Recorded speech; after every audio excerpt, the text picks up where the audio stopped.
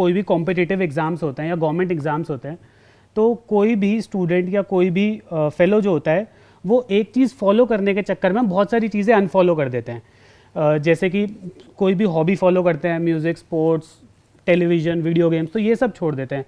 तो इस बीच वो जो फेलो स्टूडेंट है वो लाइफ का बैलेंस यहाँ पे लूज़ करना शुरू कर देता है। तो उनको हम क्या चीज़ बता सकते हैं कि उनको इस चीज़ में हेल्प मिले? So what you saying is कि बहुत सारे स्टूडेंट्स ऐसे होते हैं जो कि मान लो कोई किसी एग्जामिनेशन की तैयारी कर रहे हैं, वो चाहे कोई भी एग्जामिनेशन है, उसके चक्कर में या एग्जामिनेशन क्रैक हो भी गई है, अब उसके बाद में पढ़ाई कर रहे हैं, तो उस चक्कर में क्या होता है कि उनका पूरा फोकस वहाँ चला जाता है और उसको लेकर के बहुत ज़्यादा सीरियस हो जाते हैं, बाकी सब जगह से ध्यान हट जाता है। तो हमें ये फिगर आउट करना है कि एग्जैक्टली कहाँ पर ध्यान हटना चाहिए और कहाँ पर ध्यान लगना चाहिए। बिल्कुल, क्योंकि आप जो कह रहे हो कि हर जगह से ध्यान हट जाता है, एक्चुअल में हर जगह से नहीं हटता है, क्योंकि मैंने ज़्यादातर ये ऑब्जर्व किया है, बेसिकली क्या होता है, जो स्टूडेंट्स होते हैं वो कहते हैं कि अब हमें सिर्फ पढ़ाई करनी है, सिर्फ इस पे फोकस करना है, सिर्फ ये करना है, सिर्फ वो करना है, जबकि वो प्रैक्टिकली पॉसिबल नहीं है। ये बिल्कुल ऐसा है कहना कि भाई मुझे सिर्फ इस कमरे में ही रहना है और यहाँ से बाहर नहीं निकलना है, ये है वो है, और प्लस मेरा माइंड भी स्टेबल रहना चाहिए। दोनों काम एक साथ नहीं हो सकते, दोनों में से एक ही काम हो सकता है ना, या तो आप कमरे में रह सकते हो या आपका माइंड स्टेबल रह सकता है या बैलेंस रह सकता है लाइफ में। सो अब यहाँ पर जो समझने वाली बात है वो ये है कि excess of everything is bad. तो जो एक प्री कंसीव नोशन है ना बहुत सारे लोगों का, वो क्या होता है कि मेरे को सिर्फ और सिर्फ यही करना है, बाकी कुछ भी नहीं करना है। अब वो एक्सट्रीम में जा रहे हैं, तो जब एक्सट्रीम में पढ़ाई करेंगे और बॉडी रिवोल्ट करेगी अंदर ही अंदर, तब वो एक्सट्रीम में इंडल्ज भी हो जाएंगे।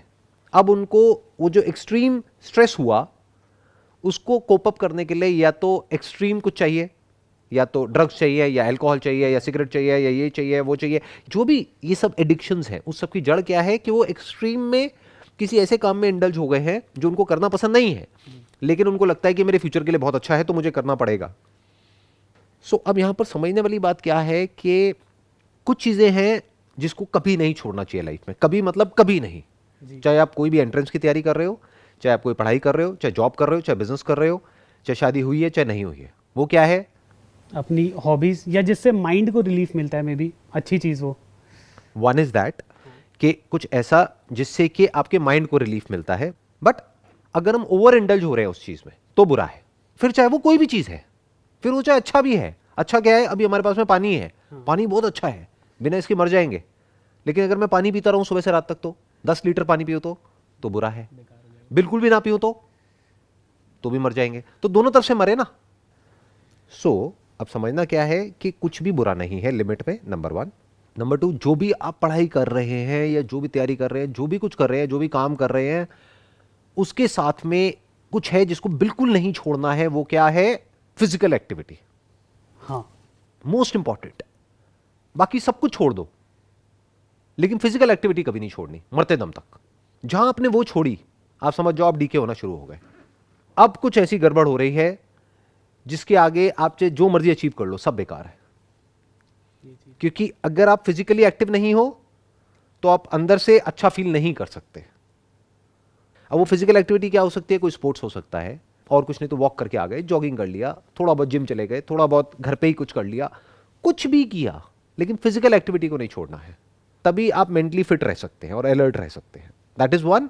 एंड दूसरा जो आपने कहा था कि अपनी कोई ना कोई हॉबी या पैशन, कुछ ना कुछ ऐसा जो करके आपका माइंड रिलैक्स हो जाता है और जहां पर एक्चुअल में आप कुछ नया सीख रहे हो, तो बेटर ऑप्शन क्या है कि कुछ ऐसा करो, मान लो पेंटिंग हो गया, डांसिंग हो गया, सिंगिंग हो गया, ये हो गया, वो हो गया, या दोस्तों के साथ में घूमना फिरना हो गया, मूवी देखना हो गया, कोई भी ऐसा काम करो जो एडिक्टिव ना हो, मतलब जो आपको फंसाए ना एक बॉक्स में ले जा करके। एक मोबाइल क्या है, टीवी क्या है, बॉक्स ही तो है। बॉक्स से बाहर निकलो ना, बिल्कुल, कमरे से बाहर निकलो। ये नहीं कि घर के अंदर बैठे हुए हो और पढ़े चले जा रहे हो, पढ़े चले जा रहे हो। अरे बीच बीच में बाहर निकलो, बैलेंस बनाओ कि अगर आपने 1-2 घंटे पढ़ाई करी तो 1-2 घंटे के लिए किसी ऐसी जगह पे जाकर के बैठ गए जहां पर आप जरूरी नहीं है कुछ कर रहे हो, बट माइंड आपका रिलैक्स हो गया। मान लो बारिश हो रही है, बस बैठ करके आराम से बारिश को देख रहे हो, ब्रेक ले लिया ना। तो ये दोनों चीजें हमको आनी चाहिए, एक कि कैसे अपने ध्यान को एक जगह पे लगाना है, दूसरा कैसे अपने ध्यान को उस जगह से हटाना है। ये दोनों इंपॉर्टेंट है। हटाना मतलब रिलैक्सेशन, जैसे नींद।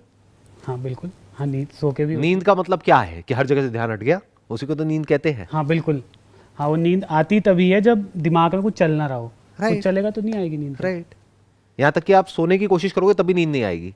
हाँ जब कुछ नहीं कर रहे होगे तो नींद आ जाएगी। और एक जगह मैंने पढ़ा था कि सोने से क्या होता है, नींद में ही सबसे ज़्यादा बॉडी रिकवर करती है। नींद इतनी ज़रूरी है जिसकी कोई हद नहीं है। अगर आपकी नींद डिस्टर्ब हो गई ना तो आपकी पूरी की पूरी बॉडी डिस्टर्ब हो जाएगी। नींद आनी चाहिए। जब मैं सीए कर रहा था तो मतलब विद गॉड ग्रेस मुझे कुछ चीज़ें पता थी, कुछ चीज़ें करनी है नहीं करनी है। मैं खुद को प्रेज नहीं करूँगा, बट जैसे शुरू में बोलते थे सीए बहुत डिफिकल्ट है, मैंने वो चीज़ मानने से मना कर दिया।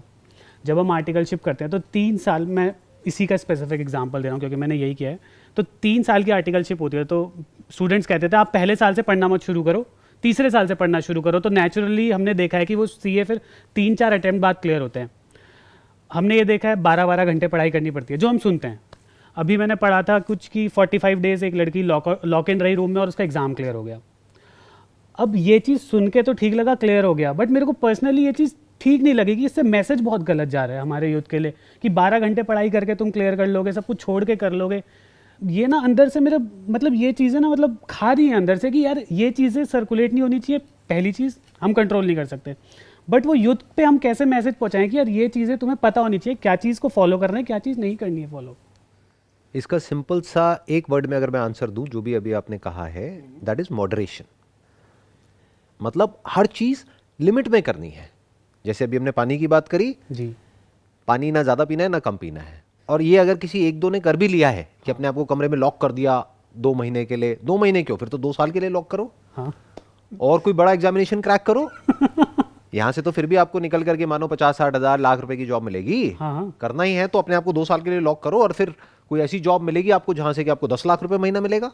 बट अपने आप से क्वेश्चन ये पूछना है, अगर कोई इंसान थोड़ा सा भी समझदार है, कि उससे हो क्या जाएगा। उस 2 साल में आप कुछ ऐसा गंवा दोगे क्योंकि आपकी आदतें, आपका बिहेवियर, आपकी हैबिट्स, आपका लाइफस्टाइल सब कुछ बदल जाएगा उस 2 साल में। या 2 साल भी छोड़ो, 1-2 महीने में। एक हैबिट को बनने में 21 दिन लगते हैं। बिल्कुल। साइंटिफिकली बहुत सारी ऐसी रिसर्चेस हुई है। तो अगर कोई नॉन स्टॉप 21 दिन तक एक जैसा बिहेवियर फॉलो कर रहा है, जो ज़्यादातर स्टूडेंट्स करते हैं किसी एग्जामिनेशन को क्रैक करने के लिए, तो there is a strong possibility वो कहीं ना कहीं डीप विद इन वो अंदर वो बिहेवियर स्टोर हो गया है। वो रिपीट होने के चांसेस बहुत बढ़ जाएंगे। फिर कभी ऐसा कोई मौका आएगा, फिर से वो बिहेवियर रिपीट होगा। तो ये अच्छा नहीं है आपकी बॉडी के लिए। आपको हमेशा रास्ता ये निकालना है, जो मैं हमेशा बोलता हूँ अपने सेशंस में, आसान है। तो दिमाग ये लगाना है कि कैसे मुश्किल काम को आसान बनाना है। उसी को इंसान बोलते हैं, उसी को स्मार्ट वर्क बोलते हैं। हाँ लोग क्या करते हैं, आसान से आसान काम को भी मुश्किल बना देते हैं और फिर बोलते हैं कि देखो मैंने कितना मुश्किल काम अचीव किया और कितनी मुश्किल से अचीव किया, इसलिए देखो मैं कितना पावरफुल हूं, और उनको इसमें मजा आने लग जाता है। ये समझदार तरीका नहीं है लाइफ को जीने का। समझदार तरीका क्या है, आप 1000 काम कर रहे हो लेकिन बिल्कुल रिलैक्स्ड हो, किसी को पता ही नहीं लग रहा, किसी को भनक ही नहीं है। काम सारे हो रहे हैं, आप पे बिल्कुल भी प्रेशर नहीं है, सब चल रहा है। जैसे आज देखो ना, आज क्या डे है, आज ट्यूसडे है आज, है ना। हाँ, ट्यूसडे के दिन हम बैठे हैं यहाँ पर, चाय पी रहे हैं, अपना बात कर रहे हैं, और मेरे ऑफिस में अपना काम चल रहा है, बाकी जो और लोग हैं वो अपना काम कर रहे हैं। सब कुछ आगे से आगे चल रहा है, अपने आप हो रहा है। अब ये थोड़ी कि मैं यहाँ पर बैठ करके डींगे मारूं कि देखो ये करने के लिए मैं कितने घंटे काम करता हूँ, फिर मैं ये करता हूँ वो करता हूँ। उसमें क्या समझदारी है। वो तो एक गधा भी आकर के बोल सकता है कि देखो मैं दिन में ना इतने घंटे, मेरे को जब बांध दिया जाता है तो मैं इतने घंटे काम करता हूँ। तो एक गधे में और इंसान में फ़र्क क्या है? बिल्कुल नहीं फर्क। मैं आपको बिल्कुल सच बताऊंगा, कोई घुमा फिरा करके नहीं। एक दिन में मैं ऑन एन एवरेज 6 से 7 घंटे काम करता हूँ, लेकिन काम सारे होते हैं। हाँ तो it's not about the number of hours that you are working, it's about the productivity that you're generating through that work. It's not about the number of things that you're doing. It's about the quality of thing that you're doing. आप 100 चीजें नहीं कर रहे हो, आप 3 चीजें ही कर रहे हो, लेकिन वो 3 चीजें ऐसी कर रहे हो जो अपने आप में कुछ एक्स्ट्रा ऑर्डिनरी है। वो बढ़िया है ना, वही तो इंसान होने का मतलब है। बिल्कुल। किसको आप बेटर कहोगे? एक ऐसी कंपनी है, जैसे हमारी जो कंपनी है, वहां पर जो लोग काम करते हैं ना, उनके ऊपर फालतू का प्रेशर है, ना मेरे ऊपर फालतू का प्रेशर है, क्योंकि टॉप टू बॉटम चलता है कंपनी में सारा जो अप्रोच चलता है, right. So I am the founder of the company. जैसा मेरा बिहेवियर है, जैसा मेरा नेचर है, वैसे ही मैं आगे का कल्चर रखता हूँ कंपनी में। तो कहने का मतलब क्या है कि हमारी कंपनी में कोई भी मारकाट मचा के ना तो काम करता है, ना मैं ना हमारी टीम। अपना आराम से सुबह आए शाम को चले गए, फ्री हैं। दूसरी तरफ से ऐसी ऐसी कंपनीज हैं जहाँ पर के मारकाट मची हुई है, एज इफ कि पता नहीं क्या हो जाएगा, वॉर चल रही है बहुत बड़े लेवल की, कि इतना काम करना है। और वहाँ पर वो भी बड़े स्टाइल से फाउंडर आकर के बता रहा है कि मैं दिन में 16 घंटे काम करता हूँ, और जो एम्प्लॉयज़ है उनसे भी 16 घंटे क्या, उनसे तो मैं 18 घंटे काम कराता हूँ। तो इसमें क्या समझदारी है? ऐसे ही हर स्टूडेंट को सोचना चाहिए, ऐसे ही माँ बाप को सोचना चाहिए, ऐसे ही एंटरप्रेन्योर्स को सोचना चाहिए, और तभी इसी तरीके से वो लोग जो जॉब करते हैं वो भी सोच पाएंगे, क्योंकि जो जॉब करते हैं उनके हाथ में तो कंट्रोल है ही नहीं। अगर ऊपर जो बंदा बैठा है वो पागल है तो वो सबको पागल कर देगा। हाँ, सीधी सी बात है। 100%। मानते हो ना इस बात को? बिल्कुल, क्योंकि मैं अपने कोलीग से भी सुनता हूँ, यार मेरा मैनेजर ऐसा है, पर मेरा मैनेजर मतलब they compare their respective right, bosses. And that is a reality.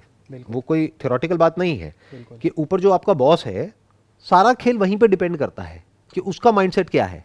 अगर तो वो रिलैक्स्ड है, चिल्ड आउट आदमी है, तो अपनी पूरी टीम को रिलैक्स रखेगा, स्ट्रेस फ्री रखेगा, आराम आराम से काम करेगा। काम सारे होंगे लेकिन मारकाट नहीं मची होगी। ऐसा नहीं होगा कि पता नहीं क्या कोई ट्रेन छूट रही है, जैसे होता नहीं है फाइट और फ्लाइट रिस्पॉन्स, उसी को तो स्ट्रेस बोलते हैं। बिल्कुल। तो ऐसा नहीं है कि कोई पता नहीं क्या होने वाला है, दुनिया खत्म होने वाली है 2-4 दिन में, क्या भी करना है जो करना है। बहुत लोग ऐसे होते हैं।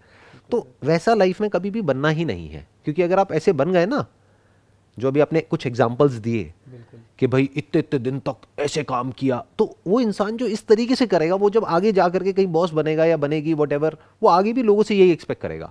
वो जा करके अपनी कहानियां वहाँ पे उनको सुनाएंगे कि देखो हमने तो अपने टाइम में ये किया है, तुम भी करो। अपने बच्चों को भी ऐसे बोलेंगे। बिल्कुल।